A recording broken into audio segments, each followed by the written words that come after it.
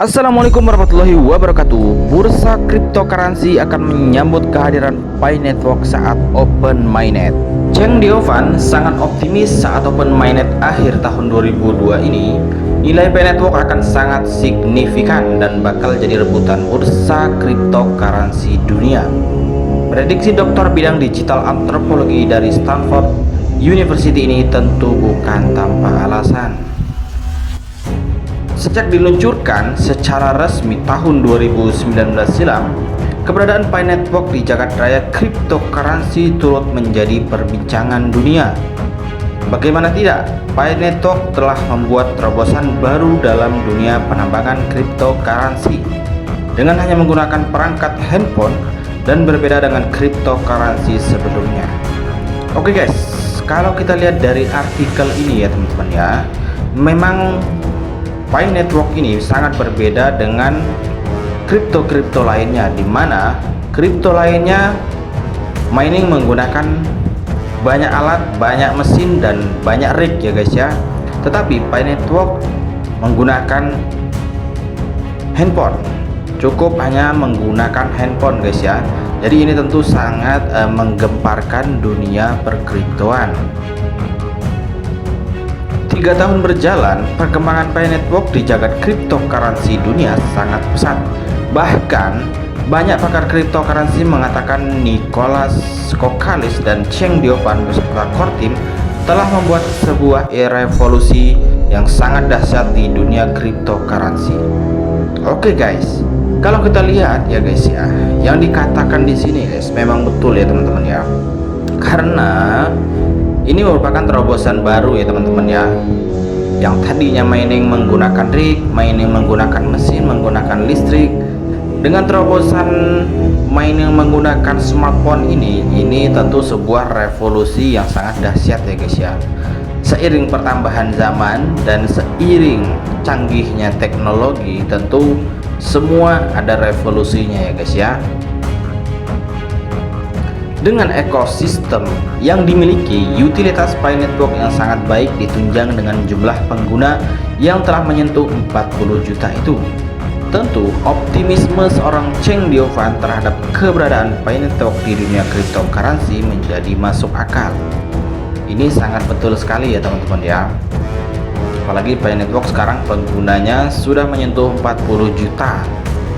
Itu sekarang ya guys ya, berbeda mungkin dengan tahun depan nanti mungkin bisa sampai 50 juta pengguna ya guys ya.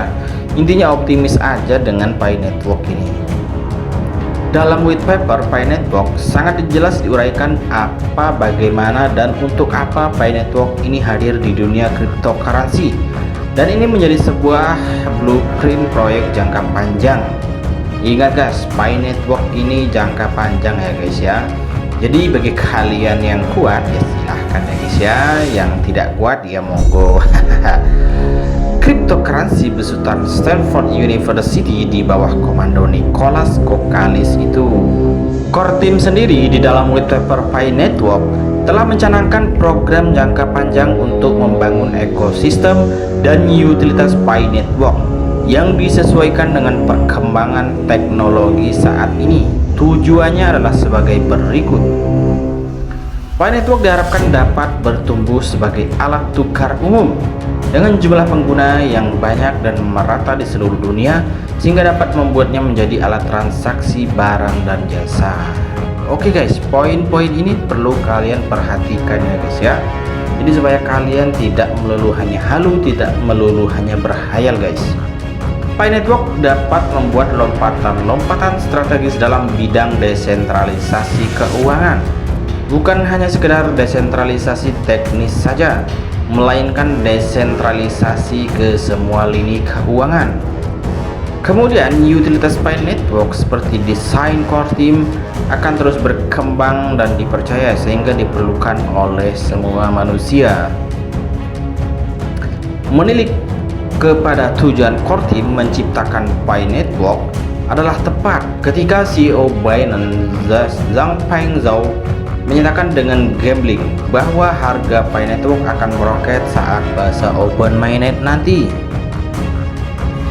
Tingginya harga satu koin Pi Network sebenarnya Jika kita telusuri dengan seksama berdasar tujuan core team menghadirkan Pi Network sebagai cryptocurrency untuk orang biasa, bukan ditentukan oleh saat Pi Network terdaftar di bursa cryptocurrency, melainkan utilitas kegunaan Pi Network itulah yang membuat cryptocurrency made in Stanford University ini menjadi sangat mahal. Oke guys, di sini ada poin yang perlu kita ambil ya guys ya.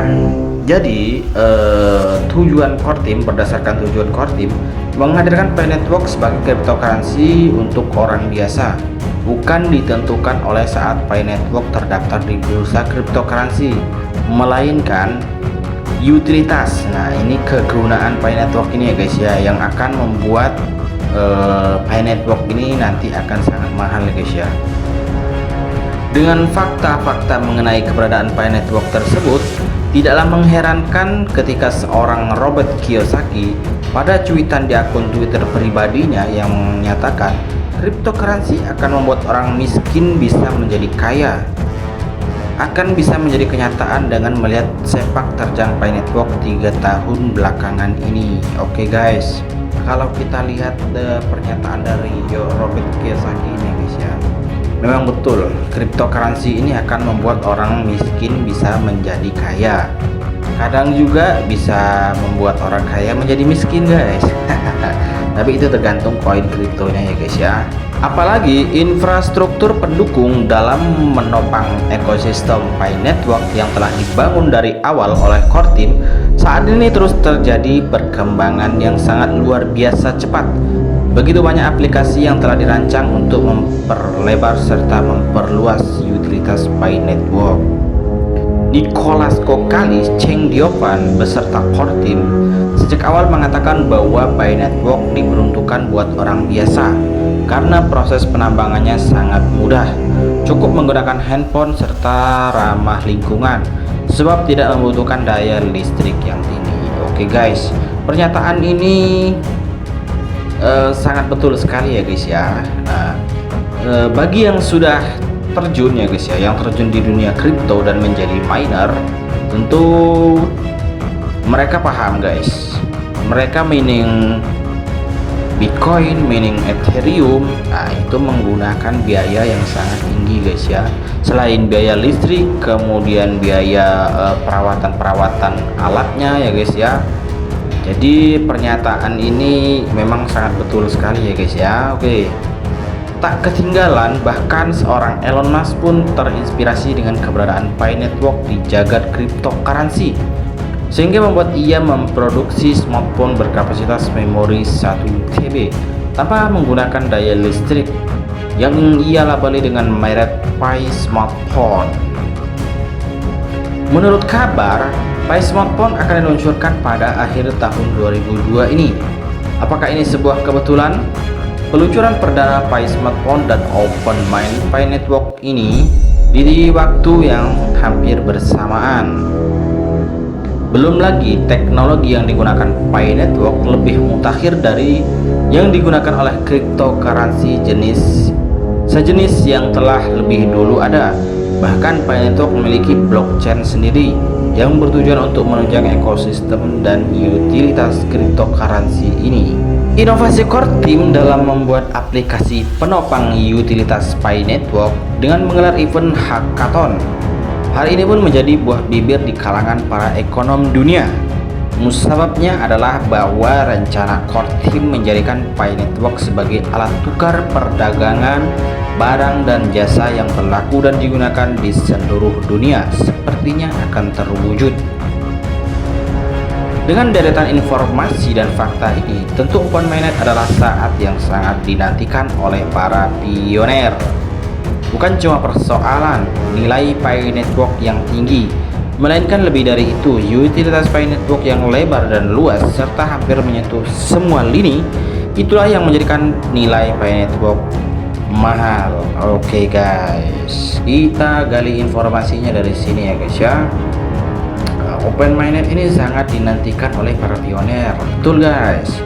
Bukan cuma persoalan nilai Pi Network yang tinggi, melainkan lebih dari itu. Utilitas Pi Network yang sangat lebar dan luas serta hampir menyentuh semua lini, itulah yang menjadikan nilai Pi Network mahal. Oke guys, kalau kita lihat sekarang ya teman-teman ya, sudah banyak marketplace, kemudian sudah banyak bank-bank Pi ya guys ya, yang sudah mulai bermunculan yang akan gabung dengan Pi Network ya guys ya. Apakah nilai Pi Network masih dipertanyakan lagi jika kita melihat fakta-fakta tersebut? Atau masih pentingkah para pioner berdebat tentang Pi Network akan listing atau tidak di bursa cryptocurrency saat open mainnet?